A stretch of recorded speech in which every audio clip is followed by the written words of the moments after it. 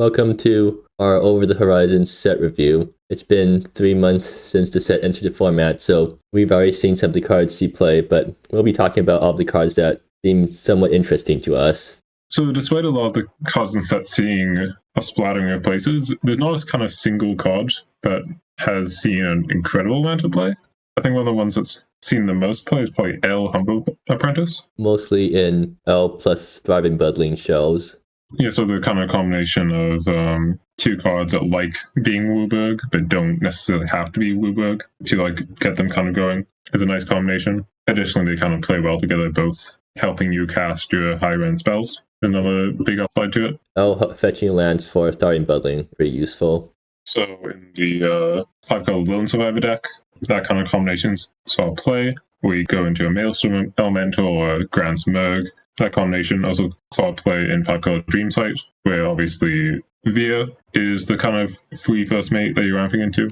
And Via is kind of a free first mate, being in Dreamsight, of course. It's not hard to find one card of every color combination you're happy playing. Kind of helps out some matchups, gives you a big card at the top end to outvalue mid-range decks and whatnot. Yeah, I mean, the Via Dreamsight deck was a lot better before Mustad's Command got nerfed, because Mustad's Command dealing 2 damage for each card plus Dreamsight means you can one-shot someone easily with that combo, but now the Via Dreamsight deck doesn't have that insta-win combo anymore. So in that way, Via might even be more important to that deck than it used to be, just because now you have to actually win through more fair means. But even outside of being a first mate, I think Via can just be played as is. Yeah, Via is definitely one of the, if not just the most powerful Wooburg card in terms of taking over a game, where the Grand Smurg was mentioned as another kind of Wooburg card that's really powerful. But at the same time, Grand Smurg needs a very specific type of deck and also doesn't really lock out your opponent very much. So if your opponent's on some kind of combo plan, or maybe they have Wrath, Grand Smurg into Wrath is not a very good idea. Yeah. Whereas Via, maybe you can flashback a counterspell for the removal on Via if you have a bit of extra mana lying around. And notably, when you're playing cards with more than one color, you can sometimes cast the same card from the graveyard twice by choosing a different color for each cast. Yeah, so being able to cast 2 solar flares, one using red, one using green, is kind of a nice thing. I mean, though admittedly, you're probably not on enough mana, so that comes up too much, but definitely a very nice thing when it does come up. Yeah, well, you can always impromptu escapade this guy. Yeah, kind of using impromptu escapade flash mode, so 7 mana, impromptu escapade on your opponent's end step, play Via, untap all your mana, and then take over the game from there. Yeah. Also kind of funny playing a first mate as a epic counter target. Yeah. Impromptu escapade target. I mean, you can also epic encounter it, but yeah, impromptu escapade is probably better because you're in 5 colors anyways. But going back to Humble Apprentice, the backside of L is a lot more relevant in that deck because Dreamsight, is a multicolored card, and Valir can -2 to tutor out a multicolored card. I mean, just having the tutor in general is probably just really good in Dreamsight, even without Dreamsight as a card fetch. Since, of course, you're playing 140 cards, plenty of kind of one-off tutor targets you can play.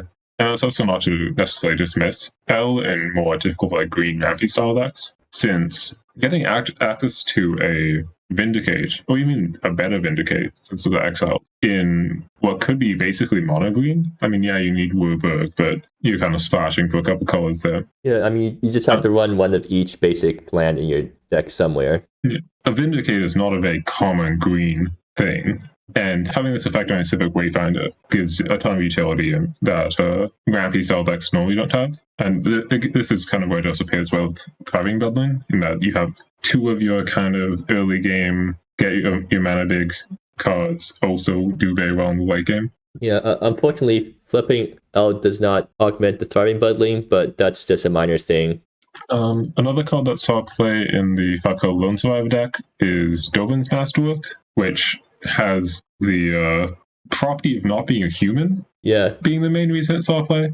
It's not a bad card. It's worse than Sanjin most of the time, though. Yeah, Sanjin being the kind of other 3 mana get a card from graveyard guy, except having power is an important thing. I think Sanjin also hits both graveyards, which sometimes comes up. I mean, he also has Flash. I mean, that's probably the most important part. Yeah, being able to play around counter spells is very nice.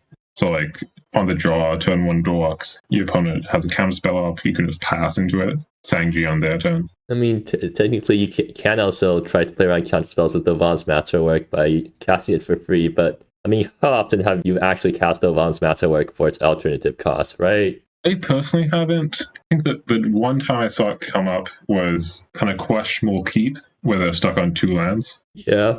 And then they managed to use the primal and then reappropriate 2 cards from their hand. Which, I mean, got them there. Yeah, but you're going -2 to ramp. I mean, if you're Mana Druid, it's worthwhile. I mean, it's not even ramp, mind you, because it's primal. Right.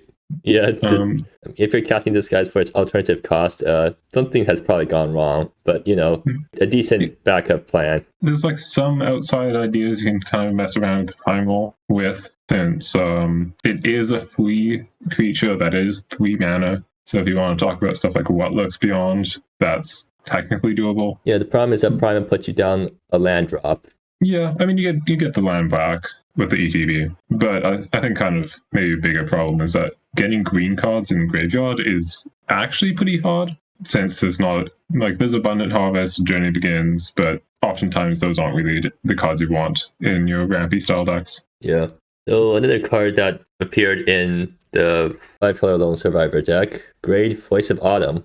Yeah, so Graide, she is a human, but fortunately she kind of sits around as land most of the time, so doesn't mess around with the Lone Survivors too much. And really just being an X spell that also happens to be mana early on is really nice for a couple reasons. Graide can, with X equals 2 or more, can of course trigger Thriving Muddling. Additionally, having another card to trigger Green Elemental Circle is also really nice, since with both those cards you need 5 mana cards, and you really don't want to play that many 5 mana cards. Yeah. So having a quote-unquote 5 mana card that also happens to up your land count, so you can actually play the 5 mana cards, is really nice. And sometimes you can just pay a bunch of mana into Graide and kill your opponent with a bunch of hasty squirrels. So it does function as a finisher too some of the times. Yeah, it's definitely not a bad card on its own. I mean, 7 mana is normally, I think, where you're ending up on when you've run out of cards. And Graide for 4 makes 8 power of hasty squirrels, which is definitely not nothing. I mean, it's not enough to take out Emrakul, but it's definitely not nothing. Additionally, Graide's non-basic lands ETB tapped ability does come up sometimes. Really? I feel like I've never seen it actually come up. Yeah, it's normally not like a huge deal, but definitely to decks that don't have like free access to the colors, so like splashing for something, or generally just abusing fetching in some way. Yeah. It can definitely come up, especially since if you grade on like turn 4, turn 5, you might throw off your opponent's 4-drop, as an example. Actually, do you ever grade for X equals 0? I don't think I've ever done it, because I think most of the time, if you're grading for X equals 0, you probably just want Graide as a land. It wouldn't be the craziest thing, but I think you'd really be emphasizing that non-basic lands enter tapped ability. Yeah, I mean, it's also a good card for getting your opponent game rule violations, because they forgot that Graide actually has static ability that's not just buffing squirrels. Well, I think you'd also get a great game rule violation if you don't point it out because it's your card. Right. Well, either ways, moving on. So a card that we have mentioned that's good with Graide, Green Elemental Circle. Green Elemental Circle was a card that I initially thought was kind of a bit hard to see play.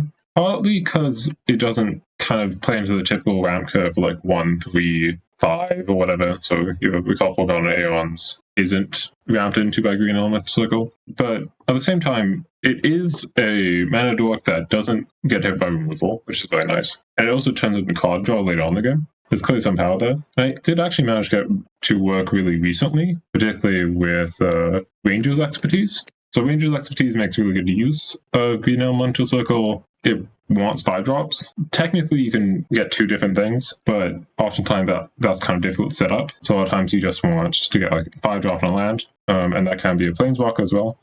We talked about Auto on the Honora review, and that's another card that plays really well with Green Elemental Circle, and notably doesn't work well with Thriving Building, as another card that is almost kind of competing with Green Elemental Circle as a 1-drop ramp piece that wants you to play 5 mana cards. Green Elemental Circle needs specifically green cards, whereas Thriving Building needs typically 5 mana cards without 2 pips of the same type. So auto doesn't work very well there. Additionally, Green Elemental Circle is just really nasty in multiples. If on your first 2 turns you have 2 out, suddenly turn 3, you're playing a 5-drop, drawing 2 cards. Yep. And if you have enough mana, then suddenly you can cast multiple in a turn, which is another advantage it has over Thriving Building. So with 2 out and 6 mana, you can suddenly be playing 2 5-drops. Green Elemental Circle also works with like less typical Rampy cards, so like Jung Command is an option, which is kind of funny that works with it. Yeah. So it's not only restricted to green creatures, which is a nice upside. So moving on to some more cards that kind of have a bit more specific roles in their decks, where they're kind of locked into 1, maybe 2 archetypes for the most part. Or at least we've only seen them in 1 or 2 archetypes. We first have Hookhand Freebooter, which goes into Pirates. Somehow I don't think you want this card outside of Pirates. Yeah. And if you ever played a tribal deck, Hookhand Freebooter just looks like an absolutely incredible lord, where not only does it Anthem, not the best Anthem, but still a really good one, it also pings off playing more of your tribal stuff thing, which is obviously great. And then on top of that, it also has a death trigger. Pretty good death trigger at that. It's an untapable token, so you can shoot something right away, or you can save it. Yeah, even trades up with like a X3 in combat. And really just, this card can be really abusive, especially in multiples. And if you're against any deck that has a whole bunch of X1s, it becomes even more abusive. And that's not even getting into like any pirates that like make it to pirate on ETB. So you can really start kind of machine gunning down your opponent's board. Yeah. Somehow this isn't actually the best lord in pirates, at least in my opinion. Also in Spellcaster, I think probably takes that distinction. But the fact that I think it's probably reasonably close makes this card seem just kind of insane.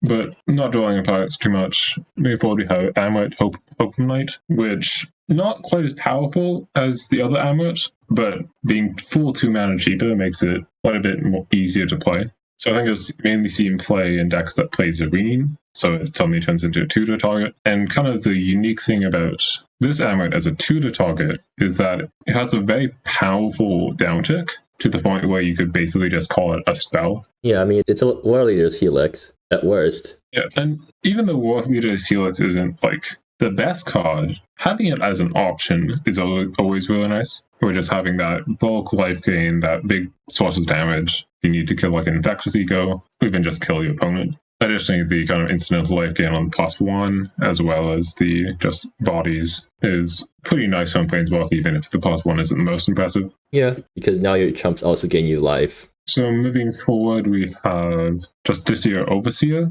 which has seen some play in some decks that has some synergy with it. It is also just generally a very good card, but I don't think it's seen kind of widespread play yet, probably because white has a lot of other options to kind of deal with aggro. Yeah, including Harm's Way, which is, I mean, this is basically Harm's Way with the body. Yeah, Harm's Way is probably what you want again if you need kind of a more direct sideboard card versus like Burn or something, even though Justiciar Overseer is quite a bit higher value than Harm's Way. So the 2 decks it's seen kind of, I think most notable play in is Black-White Angels, so Pollitt Pool's deck using Ferida's Disciple to fetch Angels. Conveniently, Overseer is an Angel, so makes for a nice fetch target. Additionally, goes into Cannonhawk / Flyers, the blue-white version at least, where it being a flash that is really nice, since that deck plays a lot of instant speed. Yeah, and speaking of instant speed decks, Justiciar Overseer has also seen play in Flash Soldiers, because, you know, it's also a soldier and it's Flash.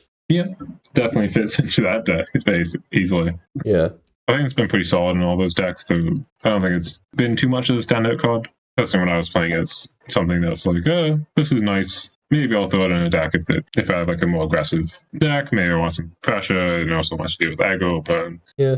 But I think still a bit away from like widespread use in any white deck. You can play it. Yeah, I mean, it's a card that leads to huge blowouts, but sometimes you're just playing against a deck that doesn't have any creatures that would make this card useful against. And of course, as we mentioned, competes with Harm's Way.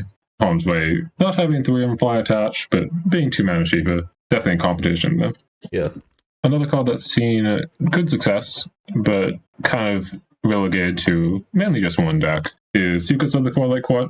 Yep. Which sees play with Thunder Road. I mean, it sees play in Tropic Thunder as basically a direct upgrade over Echoing Knowledge that Tropic Thunder was running before. Yeah, so the core interaction here being that Thunder Road, if you prize Seekers the Coralight card onto it, it triggers Augmented, provided you pay the correct colors, as well as copies the draw card trigger onto the copies of Thunder Road. So if you ever want to make your Thunder Road into an even better card, so it's also drawing 3, this lets you do that.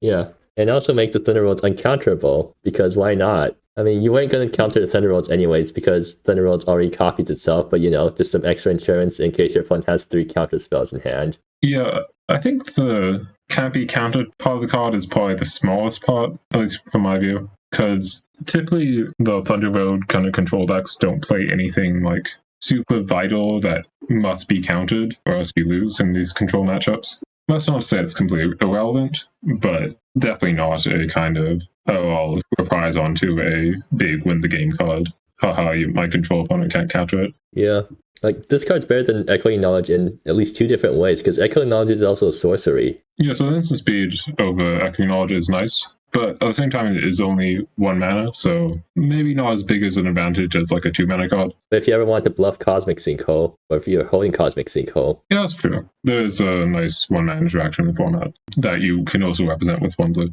But really just being a kind of baseline divination-esque thing, instant speed divination almost. There's some funkiness with the reprise, and you can split it up over 2 turns. But you also need to cast another spell to reprise it, so sometimes the costs might not work out very well for you. Yeah, it does kind of end up being a divination approximation, or instant speed divination approximation, even when you don't care about the can't be countered part. So moving on to another card, we have Studies in Scientific Theory, which has seen play in Eureka decks. Straight up Eureka decks, not Eureka Tell, like just Eureka. Oh, yes. The mechanic. Yes. From what I can tell, the biggest payoff it has is Turn Study, which kind of, I mean, you say it's not Eureka, but then I bring up Turn Study and it lets you cast a whole bunch of cards for free. Right. Which is, I mean, not Eureka, but pretty close. Yeah. But you can kind of quickly get up to 8 research counters, trigger Turn Study, cast a whole bunch of more stuff, probably more Eureka stuff, get a whole bunch of masterpieces. I mean, I haven't seen that deck in action, but I'm assuming it does work. Yeah, it had some league results. I'm definitely not super familiar with how the deck plays out either, but this interaction between Turn Studies and other Eureka cards seems particularly strong. I think Studies in Scientific Theory is also the cheapest Eureka card, which makes it nice and easy to start making your masterpieces pretty quickly. Yeah, and speaking of Eureka plus Tell, Pronouncement Preserves in Eureka Tell decks and other decks that just want to cheat out stuff. Pronouncement Preserves has a couple unique properties, which makes it good in kind of Eureka Tell decks. The biggest one is that it ramps from 2 to 4, and of course the Eureka cards are 4 mana. The second part is that it makes 2 chump blockers, which for a deck that doesn't play to the board at all, if it's not Eurekaing something out, that's a big deal, since it gives you often like a full extra turn versus these aggro decks. I think it's mostly competing with Weeping Lotus as a way to ramp from 2 to 4. Yeah, or Springtime. So also seeing some play there. And actually, I think you ran the Animator Tell deck through League. Did that deck run Pronouncement Preserves, or was it running Weeping Lotus? In that deck, I believe I had Pronouncement Preserves in the sideboard, in addition to Weeping Lotus in the main deck. And in that deck, it played out very well. Had a match where it was chumping a Lone Survivor, which is obviously pretty nice. Saves you 10 life. So another one of these cards that just has kind of one main deck it goes in. You have Deadly Harpoon, which mainly is just to tutor target for a Dawnhill Forge Master. And Settle-san. Yeah, Settle-san too. Though unfortunately Settle-san does need to sacrifice herself. Yeah. But it does give some nice utility. And so Deadly Harpoon kind of being the best kind of removal spell that you can have on equipment, kind of making up for the fact that in these decks that you're playing a lot of equipment, you don't really have space to play a lot of interaction. So having that kind of nice property of playing with your main game plan of getting equipment, as well as having interaction that you're kind of starved for. Yeah, and also as equipment, it's actually not that bad because 2 mana gives something +0. If you stick on a Dawnhill Forge Master, it becomes a 3/1 double striker, and that's quite threatening. Yeah, definitely. The fact that Dawnhill Forge Master's double strike makes all of these power tough boosting equipment suddenly way stronger and way more threatening. in what could be a very slow Deadly deck. So like the GP winning deck that had Dawnhill Forgemaster and a single Deadly Harpoon, very Deadly kind of slow and steady, eventually win with Kaelin and Valdez and Forgemaster. I mean, sticking Deadly Harpoon onto Valdez is also pretty good. Yeah, but being able to use Deadly Harpoon as a means to speed up your clock when your clock's already pretty slow definitely adds a pretty important component to the card. Yeah. Sinslither is another one of these cards that goes into one deck. I think in this case it's pretty obvious in Poison. Green-black Poison, more specifically, because there's also a blue-black Poison deck. But the green-black version is the aggro version. Yeah, Poison as a win condition rather than just using Poison as a mid-range plan.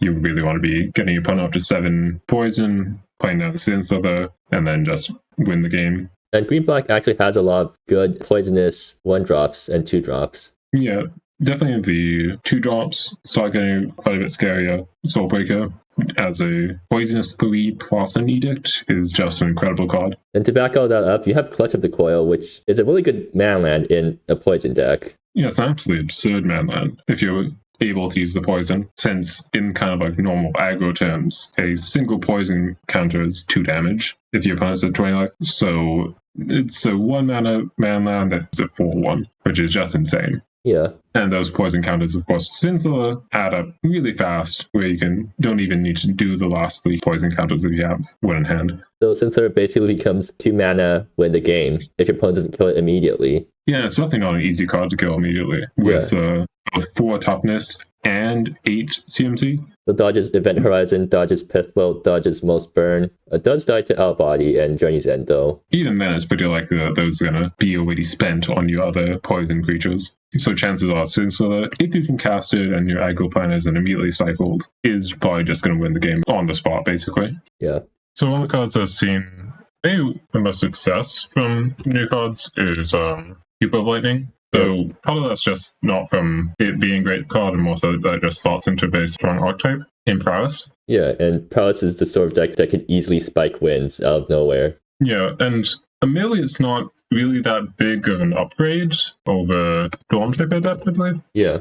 Where there's a slight difference where it doesn't trigger off enchantments or planeswalkers. But who's running those cards in Prowess decks, right? So even though the ability is not super easy to trigger, basically only being triggered with Enraptured counters or through the Ashen Gate, it's still sometimes potentially relevant. It's a slight upgrade over an existing card. Otherwise, it just kind of does what you expect it to. I mean, it's a creature you play in Prowess. You activate your Prowess, or in this case, Pseudo Prowess, and swing in. Yeah, and even though the Prowess deck does run Enraptured Countess, you actually don't trigger Pupil of Lightning very often with it because it costs so much mana to actually use an Enraptured Countess because you have to first cast its tail and then flashback something for a graveyard. So a lot of times you just can't play down Enraptured Countess and tail it in the same turn with Pupil out. Yeah, definitely a bit of a harder condition. I mean, through the Ashen Gate is the opposite, where it's incredibly cheap to flashback, only 2 life, no mana. But at the same time, if you're playing through the Ashen Gate, you probably don't have much filtering, so there's not too much of a chance you draw both Pupil and through the Ashen Gate, and Pupil doesn't die, and the counter has to be relevant too. Yeah, because sometimes you just kill your opponent before the counter starts mattering. Yeah, and it's not like it's going to put it outside of the range of removal most of the time, so yeah. Sometimes it will matter with Sheldrain's Page or what have you. One of the places it could matter is versus Hatsuo's Maneuver, which is particularly topical because it just won the GP. It's basically a better version of Nip at the Heel for decks that don't care about hounds. Yeah, it definitely does have a fair use scenario. In this case, the GP deck was not using it in a particularly fair way, playing it in combination with Tyrant's Breath, in a similar kind of vein as Thunder Roads with Secrets of the Coralight Court, where you get Hatsuo's Maneuver on Tyrant's Breath copies itself, which copies the reprise, and just even if you're copying Tyrant's Breath only once with the Pollock Pools, then that's still 16 soldiers or warriors or whatever it makes. Well, you do need enough targets for Tyrant's Breath, so sometimes you only end up with 8 soldier tokens because you have to kill your own thing in order to find the Tyrant's Breath target. Yeah, one of the cool things I noticed about the deck was that your own Lucian could +1 itself into an indestructible creature to give you a target, which I thought was kind of neat. Yeah, and besides Tyrant Breath, you can also just reprise Hatsuo's Maneuver onto Scorch, and that gives you 4 tokens. Yeah, and it does also get you to the critical 4 damage mark to start picking off kind of big threats like Infectious Ego or Profane Emissary that typically red decks have a bit of trouble dealing with. Yeah. One of the funny things about the GP winning deck, though, is that with Tyrant's Breath as well as kind of Emissary of Antiquities being another way to kind of make Hatsuo's Maneuver plus Tyrant's Breath cheaper, because it is a bit expensive, as well as Profane Emissary with Polyp Pools and Kalia's Abomination. It actually ended up with 12 dragons, or dragons in text, which would have let it play Ashe of the Winged Steed as a free first mate. Yeah. And I was kind of curious about that, so I asked Wizardiness about that, and they just didn't realize that it counted dragon in text, so Giant's Breath. Right. Granted, they did just win the GP, so obviously wouldn't have made them do any better in the GP. I mean, would Ashe be good in their deck? Their thoughts was that it would probably be okay, but probably wouldn't be the best thing to bring in, except if you're like, your hand's like 3 spells, 4 lands, 2 spells, 5 lands. So, like, I guess you're just giving up a side support slot, or maybe some insurance against land-heavy keeps. Yeah. And I mean, potentially, you're in grade 1, you have bad cards for the matchup. So, like, you have Kalia's Domination against Burn. Right. Not really the card you want in. Just like, in general, first mates being kind of insurance that your hands are at least okay is always very nice, even if you don't necessarily use the first mate all that well. Right. And in the case of Ashe, even though the text isn't that good, if you're not going all in on it, which you probably shouldn't go all in on, it is just kind of decent, where having attack trigger to deal 1 damage in the right matchup matters quite a bit. Yeah. Especially once you start getting up to like 2 damage, it starts to be like a very real threat. Like, maybe it doesn't take over the game, but it's definitely a very real presence on the board. But at the same time, you do need to remove a card from your hand to play it, so there's definitely downside. Also, it does just curve into Kalia's Abomination, right? Yeah, definitely. Where I remember when I was looking at the card, the curve of Pain Emissary into Ashe into Kalia's Abomination was always something that was really kind of neat, since the only card you actually need to start with in your hand is Profane Emissary. Right. So, like, you turn 2 Profane Emissary, fetch a Polypools, turn 3, play Ashe, and then turn 4, you Profane Emissary, fetch Kalia's Abomination, play it, right? Yeah, and that's a very strong curve. Though at the same time, if Profane Emissary dies, you're looking a bit silly. Yeah. But what about Ashe in dedicated dragon decks? I think the awkward thing about Ashe and dedicated dragons decks is that the big thing that you get from playing a lot of dragons is probably just Gold Retriever. Unfortunately, there's not a ton of dragon payoffs that make kind of a real deck, where it's kind of a lot of good one-off cards. So you have Dragon's Breath Throatsinger, which is a pretty solid card. Rummaging is kind of nice. Obviously, Dragon Cadence is good if you have a lot of dragons. It works for Ashe in terms of first mating, but does not work for Ashe's attack trigger. You also have Roganasath's Flamewaker as another kind of dragon tribal-y card, but that doesn't really play well with dragons because dragons don't trigger prowess. So even though it can Anthem dragons with the second ability, it's a bit awkward, and it also doesn't work with Ashe or Throatsinger. So even though there are these kind of dragon synergy cards, they don't synergize with each other. Probably the biggest kind of payoff is with Gold Retriever, which really just wants Polyp Pools more than it wants dragons, or I guess hounds. But there's also just playing other ways to abuse Polyp Pools. So we mentioned Black-White Angels as another Polyp Pools deck. So you kind of get a bit stiff competition there. I mean, like, 1 mana exile target creature and 3 mana Planeswalker that minuses to just exile stuff feels a lot better than a Gold Retriever. Yeah, and even though Gold Retriever is really potentially strong, the bound trigger letting you put in like Kalia's Abomination is also competing with incredibly strong cards, as you mentioned. Ferida's Disciple as kind of the Black-White Angels version of a high-end card. Yeah. Where even though it's definitely competition between like Gold Retriever and Ferida's Disciple, I think it just ends up being more support cards for other Polyp Pools decks. Right. I guess you could go like red-white Polyps if you wanted to. But at the same time, that is losing Profane Emissary. Yeah, and like Profane Emissary is best part of Polyp Pools decks because it fetches Polyp Pools and it gets buffed from it. Yeah, well, Profane Emissary is good enough that you just play it outside of dedicated Polyp Pools decks. Yeah. One of the kind of cool things that this set did was kind of take a whole bunch of random individual cards from different sets throughout custom Magic that haven't been in MSEM. Yeah. One of those cards being Rhysta of the Roses, which, funnily enough, got into MSEM immediately after OTH. Yeah. Which is kind of a bit funny. Rhysta as a card is really hard to deal with. I think that's probably the biggest thing about the cards, the hexproof and mana value 3 or less. Like, is there any removal running around that costs more than that? I mean, if you want specific examples, you can start talking about stuff like Bank Command as a very clean answer. Right. But outside of stuff that's like very hyper specific, there really isn't that much. Of course, Rhysta isn't like impervious. They can still be double blocked. Of course, single block isn't quite good enough as Menace, but Bounty of Gardens is still a threat to it. Yeah. But fortunately, the colors Rhysta's in Black-White are both pretty good about dealing with blockers. So if you just want Rhysta as like a win condition, they're probably going to get there. Yeah. I think kind of maybe the bigger kind of concern with playing Rhysta, or like why it doesn't quite see a whole bunch of play, is just that Rhysta doesn't win very quickly, where the things that it's competing with, even if they aren't quite as strong or like a bit or easier to move,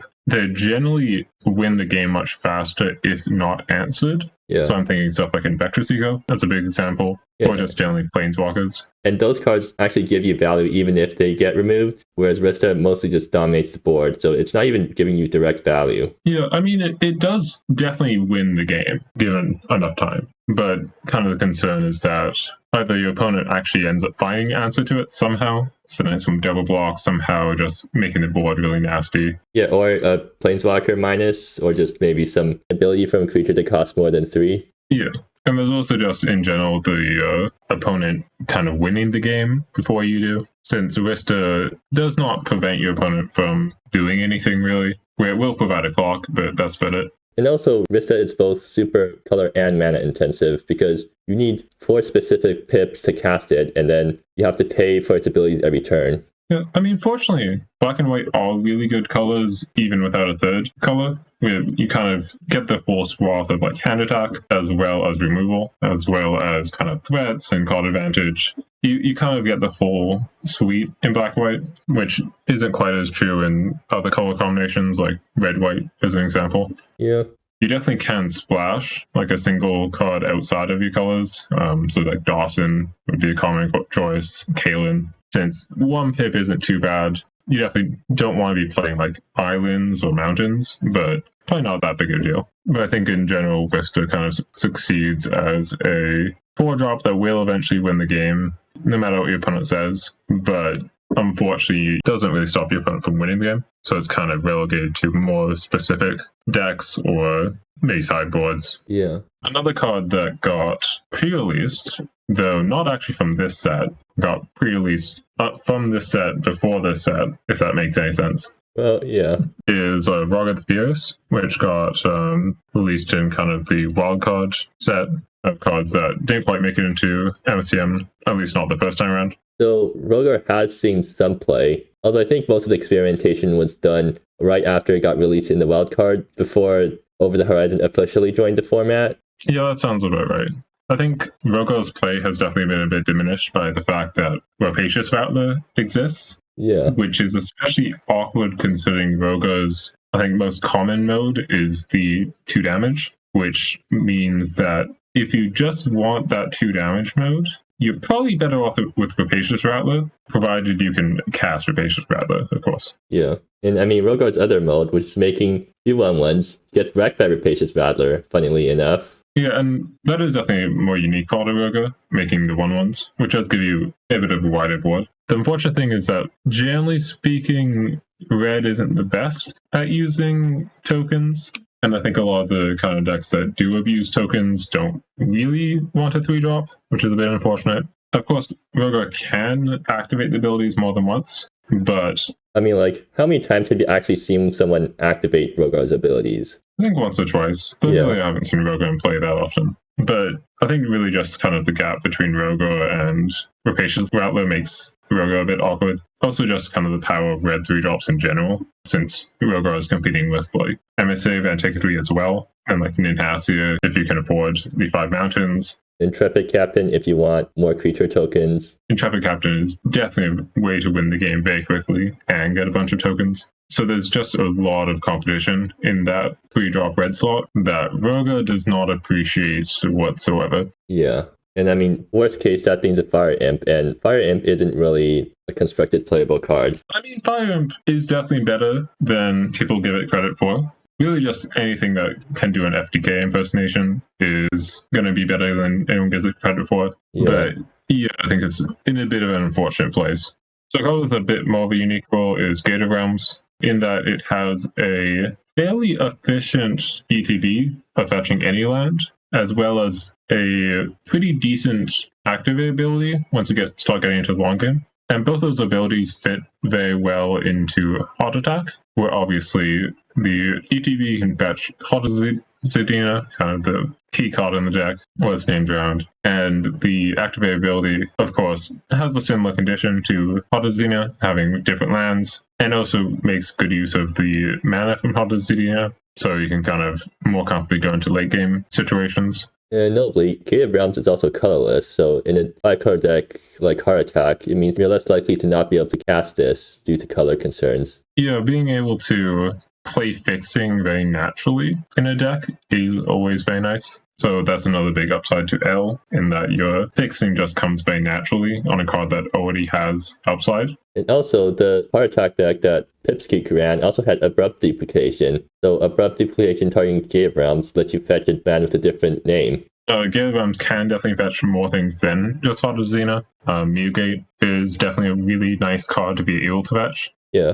Although a lot of the cards we've talked about so far mostly just go into kind of pre-existing archetypes, some of the cards that do kind of change things up and kind of needs you to fully build around them are the desert cards, with the kind of major pieces being Sihari, Fury of the Dunes, and Buzzard Bands. So Sihari is basically a Corsair Prefix, but only for deserts. Whereas Buzzard Baron, basically, if you have enough deserts, every turn it will make you a 1/1, and has that nice ability to untap your lands. Looking at the deserts in the format, you'll notice that most of them don't enter play untapped, which is kind of a major concern, where the few that do are either legendary or don't really work on turn 1. So you have a bit of an awkward curve where you kind of want to skip turn 1, but then it becomes kind of a bit more awkward because Buzzard Barons isn't the most proactive 2-drop, so in a way kind of skipping turn 2 as well. Yeah. And whilst Sihari does affect the board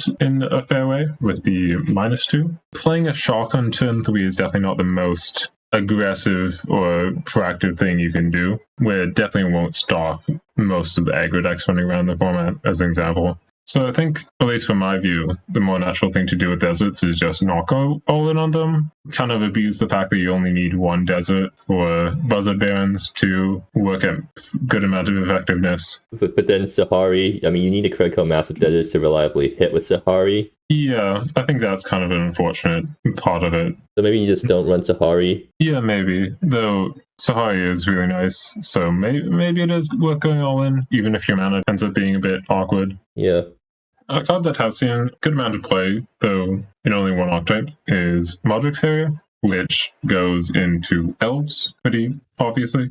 And as far as awards go, Mawdryk's Harrier is really up there, where it has a couple of nice properties, partly just with how the tribe works, in that Elves have mana dogs, and it's a 3-drop. Nice combo there. Right. And on top of that, Elves generally don't have that many 3-drops in general, so the fact that it is only hitting your 2-drops is just you're pretty happy with. Elves also have a fair amount of good 2-drops, with Far Dancer's Liege being a pretty nice 2-drop to fetch, since tribal decks can play all these 5-color lands, even if you're functioning mono green. And fetching a Far Dancer's Liege makes Mawdryk's Harrier really insane, since it's essentially a 6/6 plus the Harrier's body itself. Yeah, and plus it's also a Lord, so it's buffed your other elves. And of course, elves are really good at going wide, as well as dumping their hand. And another 2-drop elf that got introduced in this set is Hegemony Monarch. It doesn't directly synergize with elves, but it's a pretty solid creature on its own. Yeah, it's an incredibly solid creature, to the point that it's like really scary even in decks that don't apply all that much pressure, where playing on turn 2 and then using the autocracy to exile 3 random cards. Doesn't matter if they're relevant or not. Swing in for 5. And you're attacking with the 5/5 on turn 3 that has trample. Also has vigilance, or pseudo-vigilance. Yeah. Well, I mean, you need to constantly fuel it with cards in graveyard, but I mean, that's probably an upside. Yeah, most certainly. It is kind of funny finish like a trinity of green 2-drop hate bears with Sacrificial Bull, Spore Flow Protector, and Hegemony Monarch. Yeah. Having grave hate abilities that cost 1, 2, and 3. And I guess which one you run does depend on what your deck needs, because Hegemony Monarch is way more expensive if you specifically want to use it for grave hate. Yeah, but you do get a good threat in exchange for that. Spore Flow Protector is decent threat, makes bodies, or could buff something you have. The ability is also a bit cheaper, and then all the way down to Sacrificial Bull. Although it's still a decent threat, it does need to specifically hit lands. The build is cheapest, but you get some life gain in exchange for that. Yeah. And something funny about Autocrat is that you can activate its ability even if it's already autocratic. You'll still exile stuff, but you won't get counters. Yeah, so it will remain being grave hate, even if you want to be using it aggressively to start beating down your opponent. I mean, you can always just keep up 3 mana to make your opponent's graveyard deck really sad. And an important factor of it versus Sacrificial Bull in particular is that the ability is not very heavy on the green mana. So even in decks that are playing a lot of different colored basics, maybe they only expect to have 1 green, Hegemony Monarch is still at full capacity, but Sacrificial Bull is very hindered by lack of green mana. Yeah. Another kind of interesting elf that kind of works in tribal elves is Lady Ilyrana Jhalach, which has a couple of nice properties, including a fairly efficient buff that you can use in combat as combat trick, as well as removal, which is one of these things that tribal decks definitely can lack. Yeah. And there are a few ways to build elves in MSEM. I think Lady Ilyrana is more for those less combo elf decks. Yeah. Admittedly, just having Laurel Leaf as a key card in elves, being able to tutor for kind of these unique cards is a pretty nice thing that you can do. So if you're playing against a mid-range deck, you use Laurel Leaf, grab Ilyrana, and kind of start picking off your opponent's creatures. Unfortunately, while she is a 2/3, the buff ability can target herself, so she's a bit protected from burn. Pith Wilt, of course, doesn't hit 4 CMC the easiest, so it does have some protection from removal kind of built in, which is nice on a 4-drop. Yeah. Another card that elves might want, I think mainly as a tutor target, though potentially just as a combo piece in general, Drelum Deepheart Seer, which has functionally a future sight in elves, I think. It's kind of hard to think of an elf with 3 or more power, but I'm sure there is some random one that wouldn't be castable. Yeah.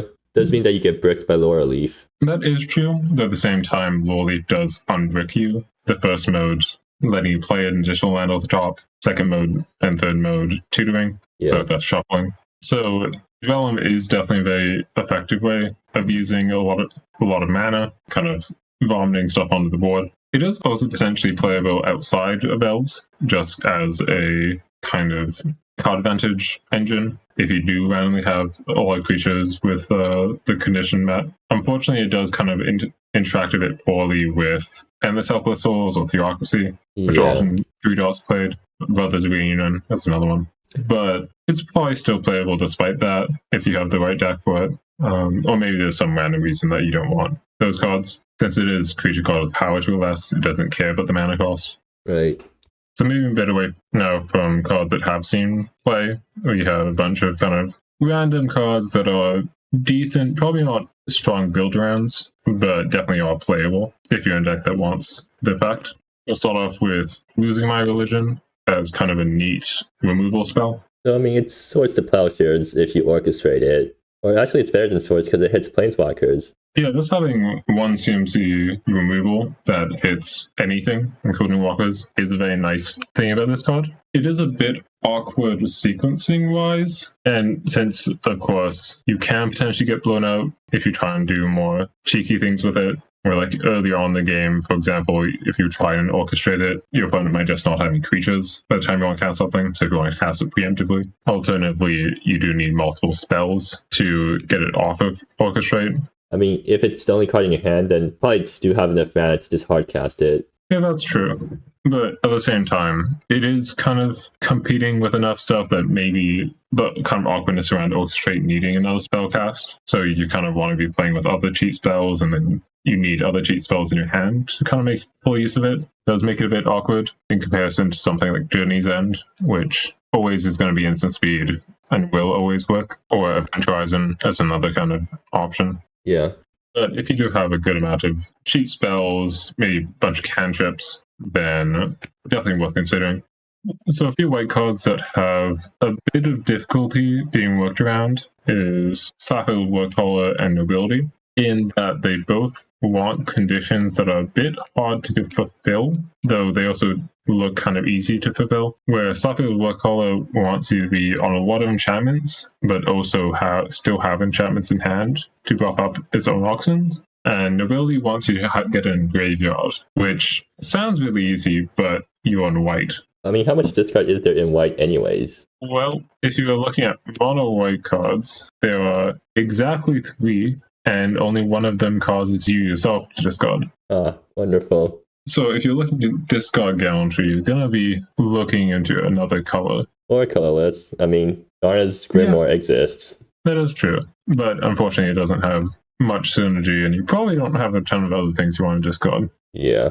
So there's a bit of awkwardness in that respect. And both of these cards are potentially worthwhile to build around, since Slaffield Woodgate as well as Idyllic Odyssey are both kind of really natural pairings to both of these cards. In that basically both these cards are designed around Slaffield Woodgate almost. Turning 0/2s into 1/3s is incredible. Slaffield Workcaller is specifically a callback to it. Nobility might as well be named Slaffield's Nobility. Yeah. Idyllic Odyssey also has just a ton of synergy with these two cards in that it makes 1/1s, which obviously is nice with Nobility, but the 1/1s also enchantments, so it guarantees that you're going to get a trigger on your Slaffield Workcaller every turn. Yeah, and I mean, like, you've already shown off how powerful the synergy between Idyllic Odyssey and Slaffield Workgate is in your most recent GP. Yeah, definitely a very powerful combination that can win you late games, even in matchups where you really shouldn't be winning late games. So, unfortunately, these cards are really expensive, where 4 mana on a conditional card is kind of a bit awkward. And definitely if you have your board set up, so you have a Slaffield Workgate and you have an Idyllic Odyssey, a Slaffield Workcaller is incredible. But if you don't have those things set up, it doesn't really do that much. 0/2s don't really do that much in general. Yeah. There are definitely other ways to use the auction, like Coralight Champion and Verdict of the Council. Yeah, but at that point, why not just run your GP deck, which is like Soldier's Aggro plus the Slaffield Workgate plus Idyllic Odyssey combo? Yeah, where Slaffield Workcaller is just a bit of an expensive card, and there's only so many auction that you can use. It is kind of very easily dealt with Wraths, which is a bit awkward, but still very potentially worth exploring. Yeah. Nobility is worth exploring, but it's more of a question of whether you can actually get discard in your deck or not, since you're definitely not really wanted casters for 5 mana. Yeah. Another kind of interesting card is Rokai's Gambit.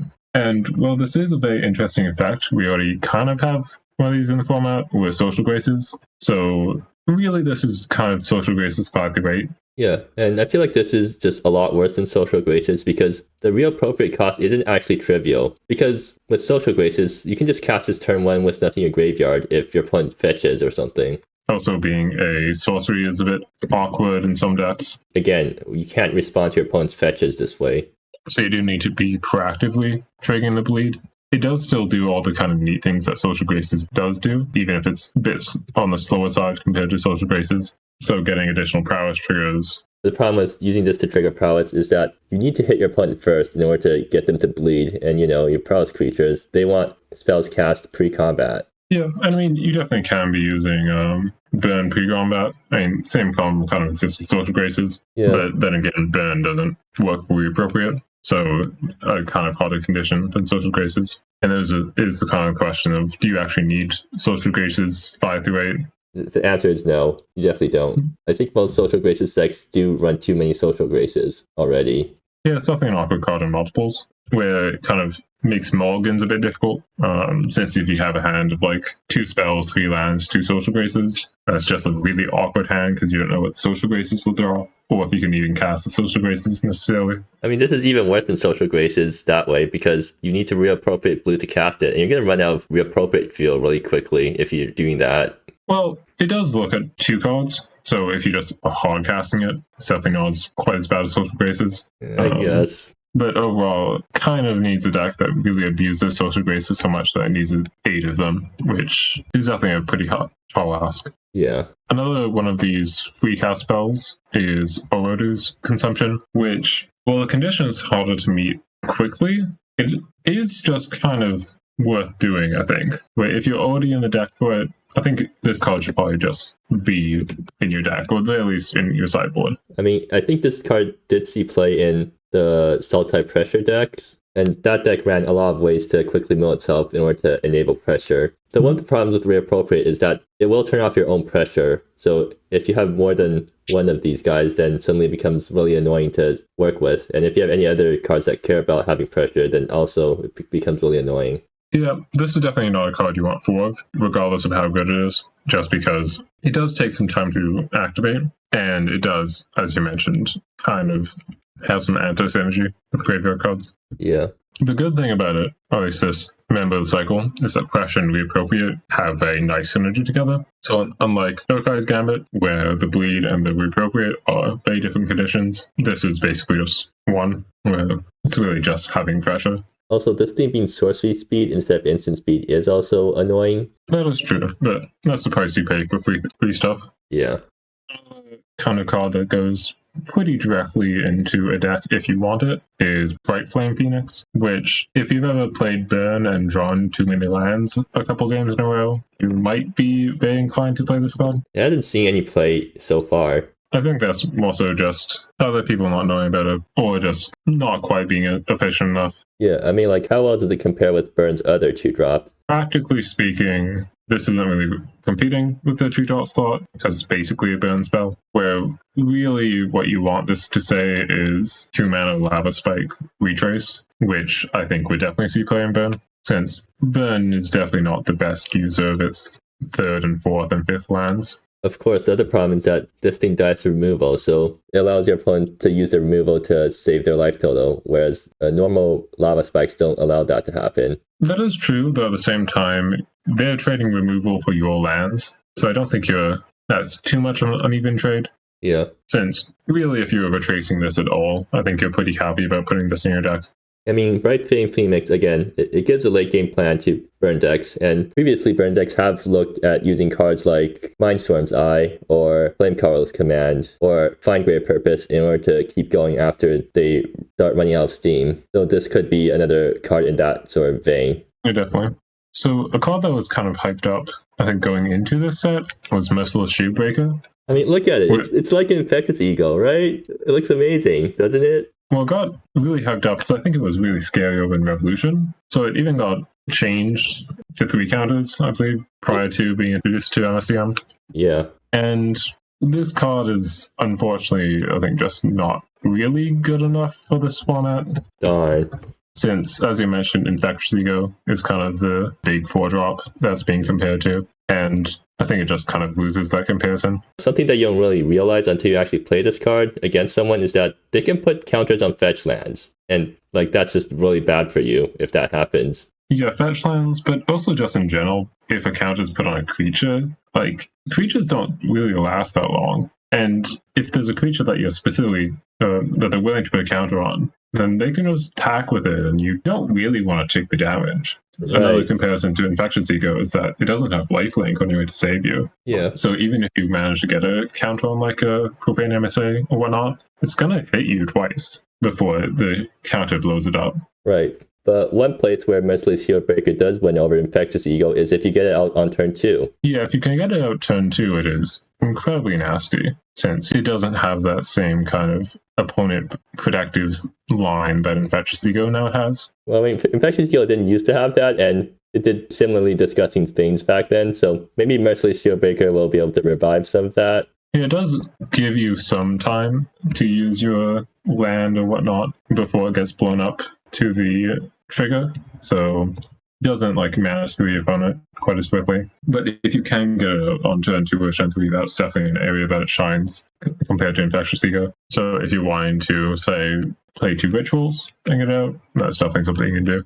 Another one of these kind of tribal cards that definitely might be worth considering if you're in the tribe is One on Hunt Collar, which serves pretty well as a kind of a curve out card in Warriors. When you play a turn 1 warrior, maybe a Scale Bruiser, as a convenient example. Your Scale Bruiser triggers by itself, you attack with Scale Bruiser, you trigger Hunt Collar, you put your counter on your Scale Bruiser, 3 counters, next turn run rolls around, attack with Scale Bruiser again, get 4 counters, then you play a 3-drop and your Scale Bruiser is active.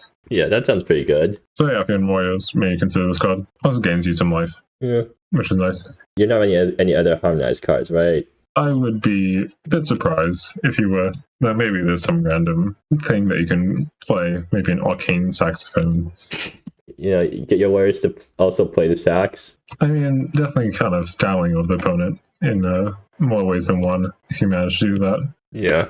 And I mean, there's actually another warrior with harmonized in the set, but unfortunately, that doesn't really work with the trigger on Hunt Collar. Yeah. Moving forward, we have Eleanor Meva, War Queens, reference to Monument of Queens. Yeah. I mean, when I first looked at this card, I thought it looked insane, but then I realized that this dies to removal. Yeah, but like, what if it doesn't? Right. I have to admit, that is a lot of keywords. Like, you can say that, oh yeah, it dies to removal, but like, what if it doesn't? Then you win. Right. You can even invest 4 mana to put a counter on it, so that you lose even harder to removal when it actually happens. Yeah, but being able to put the counter on does mean that you get a range of burn. Yeah. Which is nice. Yep. Additionally, this is the kind of card that if you do have a way to prevent it from dying to removal in any form, then wow, is this card good? So whether that's something like Hexproof, you're in white, so maybe you're playing Dawnhill Forge Master. Obviously, this plays nice with equipment in general. Yeah. Maybe suit up with a Ring of Souls. Doesn't that make most of its keywords useless because half of them are for invasion purposes? Kind of, but at the same time, you are just looking for the lifelink almost. I mean, it does brew itself, right? So suit up a Ring of Souls, then spend your next 3 turns putting counters on it. And I mean, it does have Vigilance too, so will dominate the board. Wins any race. Yeah, more or less. Yeah. And if all else fails, at least it's a big Timmy card. Yep. So kind of interesting card that probably ends up only having one big use case scenario is Maru's Horde, which makes 1 mana, makes a tap treasure, and then has a decent backside in Callion. The big kind of use case here is, of course, Villainy, since getting a turn 2 Villainy seems pretty good. Yeah. You know how when you play pay up against someone, they always discard the card you choose because they're way too afraid of a turn 2 villainy? Well, I mean, this just forces that to happen without having to go through the subgame of pay up. Unfortunately, it doesn't also cause a discard, so, It also plays nicely with Villainy in another way, in that it's an incredibly cheap spell. It's even 2 spells in 1. And if you're playing Shift the Sound as another card that casts from graveyard, you can make use of Callion.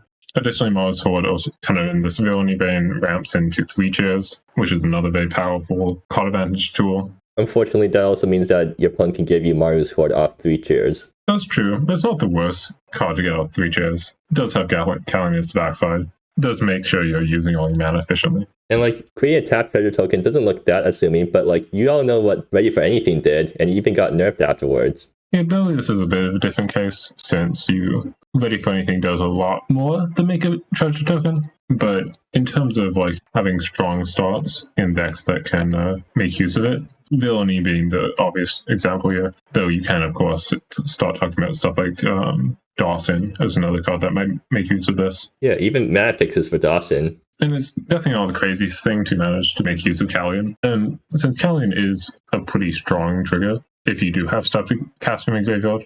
Moving forward, though, we have 2 cards that have seen minor play in Unearth style decks, both of which are basically pretty geared towards Unearth in Deathbed Confessor and Madden Inferno. Deathbed Confessor has the riddle card type, so there's a puzzle to be solved, and the solution here is just to reanimate it. That's the solution. Yep, and then it will get you some card advantage. It's also a pretty nice body, having the Death Touch. Mad and Inferno, on the other hand, is a tormenting voice with some upside. The main upside being that it's able to be unearthed. Unfortunately, it's a leaves trigger, so unearthing it doesn't actually give you the tormenting voice effect. Yeah, but if you want tormenting voice, it's definitely a pretty nice thing. Scribble played it a bit with their black and red unearthed style deck, where you have Sarutu Flamebinder as well as Mana Inferno as multiple ways to discard Fire Temper to make use of the discard in that way, which is kind of neat. Also, evoking Mad Inferno gives you an ambitious Necromancer target, because in Scribble's deck, there are lots of times where you have stuff to activate an ambitious Necromancer, but no targets left in your yard. So some of the cards that could potentially kind of make their own archetype rather than just see play in decks that already are kind of established includes stuff like Kellythos Collector and Elizabeth Survey as kind of nice artifact mid-range cards, and well, kind of robots as a deck has seen some play. It hasn't really seen a ton of success. So you have Kellythos Collector as kind of nice payoff for your artifacts, as well as interaction and being on decent body, which is a nice kind of combination. Elizabeth Surveyor is kind of similar in that it's kind of a nice mid-range threat, good body, as well as investigates. Also has flash, which is always kind of nice. Yeah. A couple of the cards that maybe could be talked about in the same breath includes Dawnforge Guardian as a really nice payoff, or that they kind of suit Lord, I guess, would be the right way to put it, buffing up all your artifacts, as well as Mechanomind Researcher as another kind of nice way to get your mid-range plan rolling, where even though the artifact vision probably isn't that consistent, there's probably a pretty good chance that given 3 or 4 hits, it starts to go up to really solid size. And it also gives you some card filtering to find whatever you need. Yeah. Overall, though, I think this archetype might need a couple more cards to really start going. In particular, it's probably missing like really powerful 1-drop to kind of start, since although you could just kind of play a discard suite, kind of be the most natural 1-drop kind of set to play, you also don't really necessarily want to be in black. So you definitely could be. There are definitely artifact payoffs in black, but there's kind of splatterings of artifact payoffs in a whole bunch of different colors. So you would need to commit to a color to get those 1-drops. Moving on, we have Quillia Scavengers, same cycle as Mawdryk's Harrier. Look at top 6, get something that costs less. Mawdryk's Harrier fetched Far Dancer Leech as its kind of headline card, get something huge. Quillia Scavenger has a similar kind of thing in Coralight Champion, which is just an incredible 2-drop, gets played regardless of tribal synergies. Unfortunately, a bit hard on the colors because Coralight Champion is double white and Quillia Scavenger is double blue. Yeah, a bit annoying in that respect. Definitely manageable though maybe a bit painful on the mana base, since you will need at least 1 dual land to cast those on curve. That just needs Quillia Scavenger, even if it's not fetching Coralight Champion, is a really nice synergy with it, since it does give 2 bodies. Of course, it can also fetch just normal Lords or random Merfolk. Yeah, and Merfolk has a lot of Lords on too. Yeah, I think the Lord of the Bubble Dome is one of the best, though again, that it does make a bit of an awkward curve, since you have double blue, but Coralight Champion is double white. I think a bit unfortunately, though, is that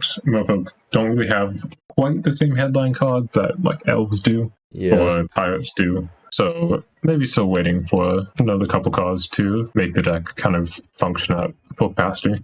A card that does have an incredibly unique effect that you aren't really going to find anywhere else is Starscribe Oracle, which gets value from both your opponent drawing too many cards as well as you drawing too many cards. So the obvious card to use this with is Trade Route Bandit, which makes both players draw 2 cards, which means that you're going to trigger both parts of the card at the same time. Casting it on your turn, getting your creatures an Anthem, very nice. Also gets you 1/1. Opponent's turn is arguably better. You get 2 1/1s. So cast it at the end of your opponent's turn, get 2 1/1s, untap, play another draw spell, give you those 2 1/1s plus your Oracle and your Trade Route Bandit and Anthem. Also works kind of a similar deck to Fleshscale Serpent. Unfortunately, after those few cards, there's a bit of a fallout of big synergy pieces. One of the major ones after that is Political Opportunist, which forces someone to shuffle their hand in, so kind of windfall their hand. Yeah. Not quite as good as Trade Route Bandit, since it does require your opponent to have a hand to force them to draw. But in the right matchup, it's obviously incredible. Other cards that might be interesting: Tar's Lament, which forces both players to draw 3, which doesn't give you the body. Also gains both players' life, which maybe isn't ideal in this kind of style of deck, but it's definitely an option. One of the awkward things is that one of the most natural kind of pairings with both players drawing is Sphinx's Authority, which forces your opponent to not be able to draw more than one card a turn. But at the same time, you almost want your opponent to draw to trigger your Flash Scale Scope and a Starskipper Oracle, so a bit of awkwardness there. Yeah. Definitely one of the coolest cards in the set, that's my opinion, is Tsukaki Rocket Gang Boss. Yeah. Which lets you kind of wish on all of your draw steps. The kind of annoying thing about this card, though, is that it lets you wish on all your draw steps, and it lets you wish in a very specific way. So do you want to run a variety of mana costs in your sideboard to wish for, or do you just want your entire deck to have a very small variation of mana costs so you can wish for more stuff? Well, I think ideally you have both. And I think the card also naturally plays into that, since it does kind of want you to be 2 colors just because it's double black on a 2-drop. But definitely cards that have like kind of common mana costs, like say 1 black with like Long Forgotten, Right. are nice with this. And I mean, for Famous, he has the same mana cost as Long Forgotten, so yeah, that works out pretty well. Maybe one of the cool things with this is that you can wish your lands away. Oh, right. So if you draw a spawn in the late game, you can turn that into a Mirror Gauge or a Tower of Shadows or an Idravia. I mean, there's no non-lands card with no mana cost, right, in this format? There's one, don't look it up, it's bad. Okay. I believe it has both players lose the game as text on it. Ah, I see. So being able to turn your lands into good late game draws is a pretty nice upside to this card, since a lot of the lands that are at their best in the late game are at their worst in the early game. So even just with the colorless lands, so Idravia, as an example, Idravia doesn't cast Tsukaki, and if you're playing a second color, it doesn't cast any of those cards either. So it makes a lot of tension with your early mana base. But in the late game, Idravia is all upside, not going to cause any problems for you in terms of mana. Right. So I guess the annoying thing with Tsukaki is that it's kind of hard to trigger consistently, because you need this guy in play, and then you need to draw the card that you want to swap out. So if you're trying to swap out a land specifically, then you need to draw a land while this thing's in play. That's true. I don't know how big of a deal that is. Since, well, first of all, lands are like 40% of your deck, so pretty good chance to draw one. Amelie, you do need to have a draw step with it. It's kind of relevant. You can do kind of a Profane Emissary trick with it, where you have like a Dark Bargain. Yeah, but then you need the Dark Bargain to actually hit a land off the top, which you can't really rely on. Ideally, you'd have a kind of more advanced Wish Suite. The problem with the card is, of course, that that's kind of hard to build. Yeah. You kind of need to be kind of technical about it. That means you have to pay attention to the mana cost of every card in your deck and make sure that it shares mana cost with the card that you're willing to wish for. Yeah, and that's definitely doable. I mean, especially if you're like in mono black, there's only so many mana costs that you could possibly have in mono black. Right. So a card that definitely plays well with a bunch of other kind of powerful but a bit difficult to utilize cards is Treacherous Informant, which lets you basically get bleed to be always active. Yeah, because fetch lands exist and paying lands exist. Yeah, getting yourself to bleed is much easier than getting your opponent to bleed, just in general. Quote of the century. So that does let you enable things like Lady Genevieve as a very powerful 3-drop that is a bit conditional otherwise. Social Grace is also becomes very easy to activate with this, but maybe not that big of a deal. Additionally, the body is just kind of nice in general, since a 1-mana 1/1 Death Touch isn't the worst thing in the world. Obviously trades pretty well, and if you play it with other kind of cheap things that hopefully trigger bleed, and so you're playing like Lady Genevieve, it becomes a 2-mana 3/3 Death Touch, which is just pretty solid, even ignoring the fact that it's helping out your other cards. Yeah. Additionally, it kind of plays very nicely with Florence, that being a 1/1 Death Touch, kind of being a 4-mana invasion. So you can turn to Florence, and Florence is really good at triggering bleed as well. And then you can play Lady Geneve after that, so we have the Calder curve. Yeah, definitely very flavorful. Yeah. Moving forward, we have Creed's Desperado, which is another one of these free cast, free appropriate cost. In this case, cost is blood price, so you need to find both 2 red cards in your graveyard as well as a creature sacrifice to get the free cost. There are some nice ways to do this. We mentioned Hatsuo's Maneuver as a card earlier on, which works both for getting a card in the graveyard as well as getting a creature sacrifice. So if you really wanted to, you'd Hatsuo maneuver, sacrifice the token, exile maneuver, and then exile red card from your hand to get turn 1 freeze Desperado. I feel like you're losing way too much value by doing that. Well, you say you're losing value, but then you read Creed's Desperado and you go, oh, the value is from my opponent's library. Ah, I see. But still, you're exiling Hatsuo's maneuver. So, I mean... Yeah, it's the price you pay. The blood price, you mean? Yep, the blood price. You're not playing with blood, you're playing with Hatsuo's maneuver's blood. Yeah. Another kind of nice card with it is Mystery the Crashcraft. Doesn't get a yard, unfortunately, but does give you a 1/1 sack. It also kind of plays a bit naturally with all the cheap spells you probably wanted to play and activate Desperado, since creatures don't go to yard either. So you probably want a good number of instants and sorceries. Maybe Roggar's Frenzy as a good example. Well, I mean, are you exiling Roggar's Frenzy with this thing? I mean, why not?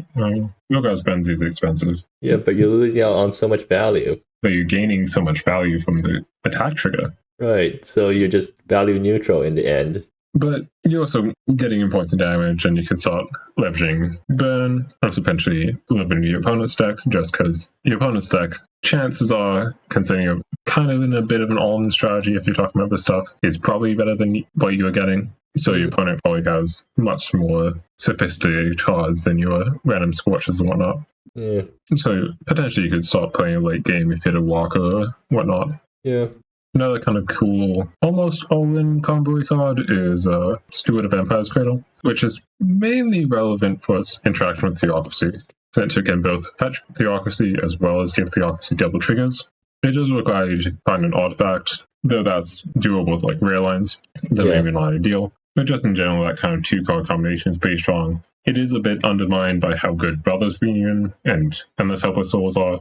Well, I mean, this thing also does double the triggers of Brothers Reunion. That is true. But at the same time, you do kind of want to be playing Theocracy just so you can get it off the EDB. Yeah, and unlike EHS, Theocracy doesn't actually fetch Brothers Reunion. So there's some downside there. Fortunately, Theocracy is pretty good about hitting even on low creature counts, since unlike EHS, it only needs to find one thing in 5 cards rather than 2. Yeah, so if you find this guy off your Theocracy, then you can continue chaining Theocracies.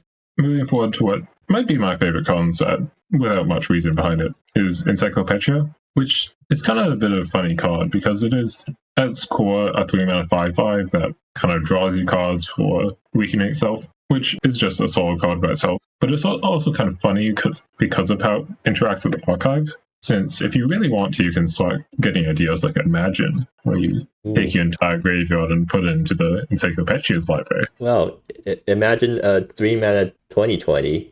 Crazy. And if you want to even go farther than that, you can do Memorial of Fallen as a land that does that. And then you can start being crazy and talk about Selvar's Defiance to even go farther and then just one-shot your opponent. And admittedly, this is maybe just worse than playing as a 3-mana 5/5 that draws you cards, since that is really good. But maybe you just have this as backup plan. Maybe you just want to Imagine just because it's a cantrip that happens to also give you Encyclopedia +5/+5 or whatever. Yeah, you just want to imagine the dream. Yeah, just imagine it. Another card with nice synergies is Urduk's Subtle Nomad, which, much like Encyclopedia, is a 3-mana 4/4 with additional utility. The main utility here being that you can turn your opponent's stuff into artifacts and enchantments and blow them up. Yeah. So a kind of cool thing you can do, even without Urduk, is play Anointed Cursebreaker and Unexplored Regions to blow up your opponent's lands. Unfortunately, Urduk can't turn your opponent's lands into artifacts and enchantments, but you can do kind of a similar thing with Anointed Cursebreaker and Urduk to kind of get free removal for your opponent's big stuff. Yeah. Another kind of card that plays a lot into the Civilized/Concord kind of ideas is Line Ambush, with another riddle, where in this case there's a lot of ways to kind of use the riddle, whether that's flickering it or sacrificing it or what have you. Almost doesn't feel like a riddle at this point. This feels like an answer. Yeah, almost, but you do need to decide what your answer is. So one of the kind of cool things you can do with it is sacrifice it to Chiara, particularly the -2. Cheat out a different enchantment. Granted, there's not a ton of very excellent enchantments to cheat out in that, but that's an option. Or alternatively, you can use another card in the same set, Company Cannibalization, to sacrifice it, since lying in ambush is apparently something in your portfolio. I mean, isn't that what investing is? You're just lying in ambush, waiting for your investment to pay off. Yeah, something like that. And of course, when Ambush, even if you don't sacrifice it, is a decent card. 2 mana 3/3, not the worst. Yeah. Another card that I'm a really big fan of from the set is Marianne. And unlike Encyclopedia, it's not just me liking the card irrationally. I think Marianne does a lot of cool stuff in quite a few different decks, where the +1 as kind of a discard rummaging tool, I suppose, plays really nicely with a lot of different things in red, and is, unlike a lot of the discards in the format, much easier to access and much more consistent, since you can always get it off. Yeah. So kind of in Hatsuo decks, you can discard your burn, since a lot of that your burn has graveyard synergies. In Hatsuo specifically, getting up to 5 lands is really important, but the 6th land is kind of bad, so you can lead away your lands in that aspect. He also plays well with something like Back in the Damned, if you're playing kind of a Jund idea, where you both can discard like a 4-drop to Back in the Damned on turn 3, which is nice. Yeah. And also there's a lot of good 2-drops, where you can back and back Marianne and a 2-drop. Then you can also talk about more like dredge type stuff, where you use like Illuminated Firebird with Marianne to get a free 2/1, and Ceaseless Stalker and other cards that like to be in the graveyard. And with that archetype, the tail also has incredible value, since you can't always reanimate something for Ceaseless Stalker to come back. So having kind of that tail to fall back on is really nice. Yeah. Jund obviously likes it just the value piece. Nintendo Red obviously has some best 3-drops in the format with MSA, Antiquity, and Rapacious Rattler. And even in kind of like the worst case scenario, you can like curve Marianne into a 3-drop by just +1ing to discard the 3-drop, and then the tail becomes a draw card basically. Yeah. And then finally we get to the -2. And the -2 has a bunch of utility as well, since not only is it pretty good removal, but decks that don't always get to play removal, so like dredge style decks really can afford the slots to play removal, and Marianne does that. It's also really good if you stack them. So if you have like multiple Mariannes to -2 with, the bullets suddenly start dealing a lot more damage. Yeah. And notably, the tail can animate Marianne. So if you have Marianne on 3 loyalty, you can -2 and then use the tail to bring back another Marianne and then -2 again. And now that lets you shoot 2 things for 3 damage each. Yeah. Or maybe more like the 0.6 damage face. And then if you go one step farther, maybe you have another Marianne, or way to get back another Marianne from the graveyard, then suddenly you're dealing 4 damage with each of your 3 bullets. And that's 12 damage face, and that's kind of incredible. Yeah. Moving on to kind of a more fundamentally solid card, doesn't need a ton of explanation. You have Pine Black Caribou, which is a nice 4-drop. Kind of plays in similar vein as the Titans, where both having an ETB and an attack trigger that gets value. It's just a very solid recipe for a good mid-range card. Well, you mentioned the Titans, but I was more reminded of Infectious Ego and Merciless Shieldbreaker. And I think this is the positive version of those cards, where it benefits you instead of hurting the opponent. Being able to treat them both on attack and ETB makes them good other threats you need to deal with or value engines you need to deal with. Unfortunately, Caribou just isn't really seeing much play right now because there's usually more specific 4-drops for decks that want these sorts of effects. Yeah, and I think with green, there's a bit of a cannibalization of 4-drops by 5-drops, since we talked a lot about Thriving Building and Green Elemental Circle as 2 pretty powerful cards. And you don't really want to play 4-drops with those cards, since why would you play 4-drop when you play 5-drop that triggers your Green Elemental Circle you're building? Yeah. Caribou is actually just a very solid card though, since both having instant life gain is really nice, as well as just being a draw engine. You do need to consume land to do it, but that's not really that hard with the amount of fetch lands most decks are playing. Yeah. A card that does play very well with Pine Black Caribou in a kind of strange way is Pensive Songwriter. And before I talk about how it combines with Pine Black Caribou, Pensive Songwriter is just kind of a neat, very solid card. Playing it as it's intended, you play it, you reveal your Solar Flare, what have you, and boom, blow up a creature, gain 3 life, and then untap, play the Solar Flare. It sounds pretty solid. Yeah.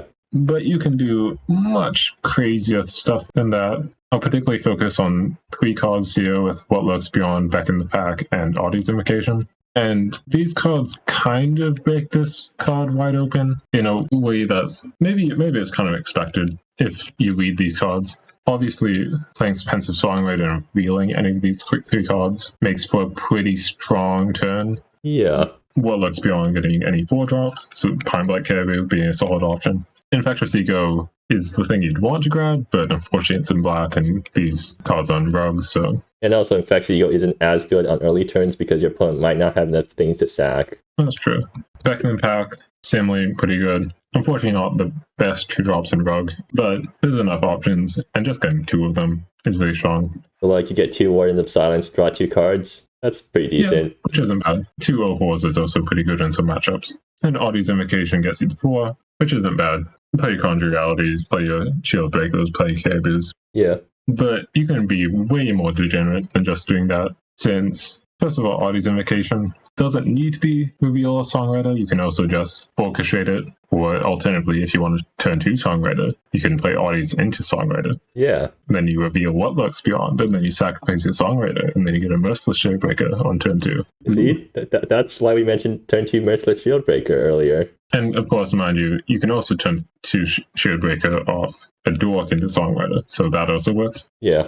And these kind of ideas go like really far, because what lurks beyond can really start to chain together a lot of stuff, particularly with Speak of the Iris having incredible synergy with the Pensive Songwriter What Lurks Beyond start, where you Pensive Songwriter reveal What Lurks Beyond, Speak of the Iris, sack, Speak of the Iris to the What Lurks Beyond advantage from your hand, then you get a 5-drop. So now suddenly not talking about 4 drops on turn 3 or turn 2, you're talking about 5 drops on turn 3 or turn 2. Yeah. And then, hey, maybe you have another What Lurks Beyond a Becking Pack, and then you can get a Fitting Oracle. And, well, if you have What Lurks Beyond, then, well, now you're getting a 6-drop. And you've also drawn a card off the Fitting Oracle. Yeah. But, well, if you have Beck in the pack, then you get to do more elaborate stuff, like get 2 5 Truth Seekers, which then target What Lurks Beyond Beck in the pack. And the Beck in the pack turns one of them into 2 Ancestral Councils, which fetch you another What Lurks Beyond and another Beck in the pack, I guess. Yeah.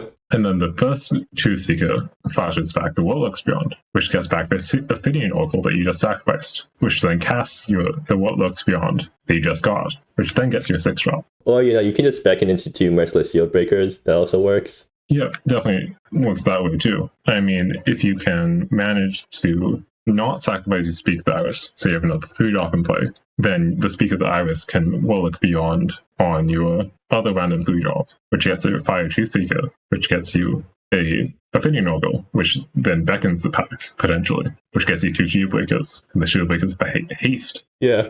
I mean, I don't think the opponent's getting back from that. Yeah, and this is all on turn 2, potentially. Probably not, but decent chance. Not the worst chances. Turn 3 is much more reasonable. Quote unquote reasonable. But I think we've had enough fun with thinking about these really cool common lines, so let's go to a card that's more grounded. A card that's a bit more grounded is Astrina, Tempered by Glory. Admittedly, this card is not especially good in kind of standard, like Downhill Forge Master, I guess, style decks, but it is really good in Boggles. Yeah. Particularly because the equip cost is really low. So you can turn 1 Boggle, then turn 2 Astrina, start getting the project built up pretty quickly. And then by the point that you've stacked up Astrina, it's pretty fast. And then you suddenly just blatantly out-racing any aggro deck. Yeah. So next up is Humble Hamlet, and this card confused me a bit when I first saw it, because I saw the Ascend, and then I thought this was like using the Cannon Ascend mechanic, but no, it's using the MSC Ascend mechanic, except it uses the Cannon condition. Yeah, so Humble Hamlet has the kind of interesting property of being a land with a draw 2 on it, which is kind of just innately powerful. I mean, you do need to ascend it somehow. Yeah, I mean, 10 permanents, 10 permanents. You play a whole bunch of random things. Kind of figure it out. Bunch of tokens? Yeah, a bunch of tokens. I mean, as a Humble Hamlet, so you're playing your Slaffield Workgate to play into the flavor of it. Yeah. Right. A whole bunch of Oxen. And then you tap all your Oxen, draw 2 cards. You know. Using your Celt to develop a city. That's like Japan, just the right? story of the world. But there's a lot of ways to kind of fill up the board in the format. If you want to, like, maybe be a bit more sophisticated about it, don't want to deal around with these, like, smelly oxen, maybe you can talk about, like, Weeping Lotus as a way to make a whole bunch of permanents. Yeah. Pronounce the Preserves as another way, since that makes 3 permanents, as well as is just a pretty solid card. Unfortunately, it is a colorless land, which does make it pretty annoying to put in decks, but the potential upside of a draw 2 is pretty high. Yeah. But speaking of other colorless lands, we have Shrine of the World Shepherd. Yeah, this is another card that gets really downtrodden by the fact that it produces colors, since it makes it a lot harder to put in decks, even though it is a pretty darn good card. So it is competing with Longwing Hawk, which is another pretty good manland that's also fetchable. But Shrine of the World Shepherd does get quite a bit bigger than Longwing Hawk. Doesn't have trample though. It doesn't have trample, but I feel like the trample on Longwing Hawk generally isn't too relevant compared to it only being a 4/4 and thus being somewhat easy to trade with. Yeah. Shrine of the World Shepherd not being fetchable is a pretty big downside, since that means that Longwing Hawk will be in play a lot more often. So it competing with it is not really the best. And also the condition. I mean, it's the same condition as Heart of the Xena. So if you're trying to get a bunch of lands with different names in play, maybe just go down the Heart of the Xena route instead. I mean, you can also just play both, right? Right. We're talking about Gated Realms. this is a pretty solid manland to fetch with Gated Realms. Yeah. And I mean, if you can, Heart of the Xena making mana means that the kind of expensive nature of the activate ability is kind of lessened. Yeah, I guess. But I think overall, there's a lot of experimentation to be had with a lot of the colorless lands, or even like a lot of the strong colorless lands we have now aren't really seeing any play, despite being pretty powerful. Yeah. There are definitely costs associated with them. Like, you prefer to be in 2 colors to play the colorless lands, but even then, I think people could be playing more. Right. So yeah, that's all the cards that we wanted to talk about from Over the Horizon. So thoughts on the set, for me at least. Again, this set has a lot of really interesting cards for a bunch of different decks, but nothing that super stands out. So it's like the Unraveling in a way, because that set also had a bunch of really puzzling cards that went into a bunch of different decks. Yeah, it's kind of funny in a way that so many of these cards are so interesting, but really don't seem to have made any major new decks, or at the very least, decks aren't really being built around them. And the cards that have seen play are more so the cards that just naturally go into a deck. There are definitely some exceptions to that, since like Pensive Songwriter obviously does stuff that is very unique to itself. Marianne also, even though it's kind of a more generic kind of card, and at least in terms of its effects, does a lot of stuff that would ask you to kind of remake decks to kind of make the most use of it. The Lion Ambush being another one. But at the same time, that's also kind of balanced out by a bunch of cards that just kind of go straight into decks, like Hookhand Freebooter and all the tribal cards. Yeah. And like just from a general set design standpoint, I mean, this is a Modern Horizon style set where there's a bunch of references and keyword mashups. So at least from a design standpoint, some of those cards are really, I guess interesting is probably the right word for it, because I wouldn't say it's good, but it definitely is interesting. Yeah, I definitely remember when I was first looking through the set, it definitely took a fair amount of like brain power to like make sure I'm reading all these cards correctly. Yeah, remember a Copperhorn Kelp? Like that still is my favorite card from the set, just because of how over the top it is with the mechanic mashups. And there's also just like, there's a ton of reminder text in set just in general, which is kind of comes with the space of how many mechanics it has. Yeah. I definitely think that cards from the set will randomly be showing up in a bunch of places. There's a lot of kind of cards that aren't really quite significant enough for us to talk about, but could very easily show up in decks that have very specific needs. A random example of this being like Clutch of the Void as kind of a pretty nice unsummon, as well as like Consumed by Fashion as kind of a neat mind control effect. Will also be on an Aura, maybe being a more relevant part. Yeah. But at the same time, these cards aren't really quite build-arounds, which is kind of interesting. It is slightly different from the Unraveling in a way, because the Unraveling is basically a set entirely full of build-arounds. And this set goes less hard into that, and more just exploring interesting design space. Yeah, it feels like a lot of the cards in the set are also support cards, where it's like, yes, Green Element Circles is worth building around. All the cards we talk about with Green Element Circle are what it enables, not necessarily the Green Element Circle itself. Yeah, but besides that, I think we've already said everything that we wanted to say about this set. So yeah, this will be the end of the review, I guess. So another thing you can do with this Songwriter What Looks Back in hand is actually get a couple shield breakers into play. So just for simplicity, I'll represent Fitting Oracle draws with this, just so that it's clear that you don't need the draws in the combo line. You start with Songwriter, revealing What Looks Beyond. Songwriter turns into a Speak of the Iris, which abounds What Looked Beyond, which grabs a Fitting Oracle. That's your draw. Whatever it is, doesn't really matter. You abound out the back in the pack to turn a Fitting Oracle into 2 5 True Sleepers. Now you're going to stack these so that Back in the Pack will resolve first. So the first Truth Seeker resolve will cast Back in the Pack, which sacrifices the non-token Truth Seeker to fetch an Ancestral Council, which will be copied. The Ancestral Council will fetch a Back in the Pack and a What Looks Beyond, which will go to your hand. The second Truth Seeker will then resolve. And this is where it deviates from the Ilyrana line in that you sack a Ancestral Council here, and that will turn into a Speaker of the Iris, which you can fetch from your graveyard because What's Beyond fetches from graveyard as well as library in hand. So then the Speaker of the Iris will Looks Beyond out either Ancestral Council or the Fire True Seeker. Doesn't end up mattering too much. I'll just do the Council because it takes an extra step. The Council will fetch out a Fire True Seeker, which will exile the What Looks Beyond that just got into play, which then sacks the True Seeker, which then gets you an Ophidian Oracle, which gets you a second Ophidian Oracle draw, and then Ophidian Oracle will abound Back in the Pack, and that will get you your Merciless Shieldbreaker. With haste, even. Yeah, and then you can take your board and swing in for 13 damage. The Shieldbreakers have both put plus counters on things twice now. So purely off this board, if you just pass the rest of the game, this is 13 damage from the swing and 16 from the shield breakers. Yeah, and remember, this is turn 3. If you had an additional audience invocation, this could even be turn 2. Ooh. Or a Logger Recluse also works as well. Yeah.